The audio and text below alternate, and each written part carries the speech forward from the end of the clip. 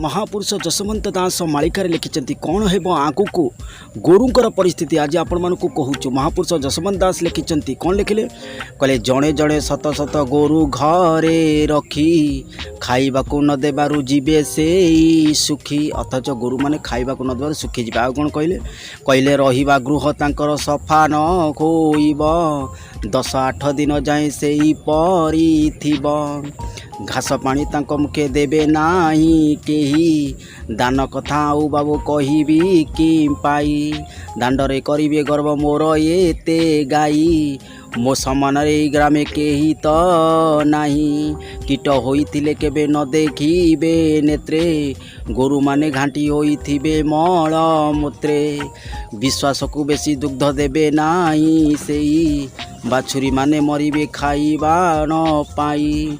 गोरु मानकु एपरी करिबार वीर खाइबाकू न पाइबे कली जुग नर।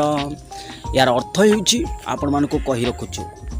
अथच कौन लिखिले कहले जड़े जड़े शत शत गोरु घरे रखी खाइबाकू न देबे जीवे से ही सुखी। अथच गोरु माने खाइबाकू न पाई सुखी जीवे।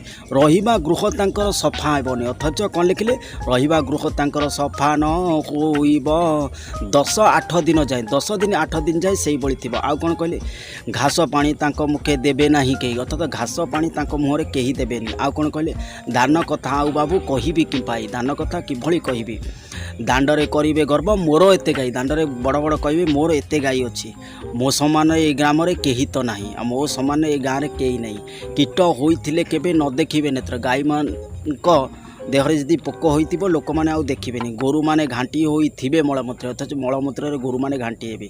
विश्वास रु बेसी दुग्ध देबे नाही सेही। अथच गाई माने क्षीर विशेष देबेनी। बाछुरी माने मरिबे खाइबाकू न पाई। बाछुरी माने मरिबे खाइबाकू न पाई। गोरु मानकु एपरी करिबारु वीर कली जुग नर न पाइबे कौन कली जुग खाइबा पाई न पाइबे नर। अथच नर माने आउ के खाइबाकू पाइबे नहीं। जदि वीडियोटी भल लागिबो लाइक सब्सक्राइब शेयर।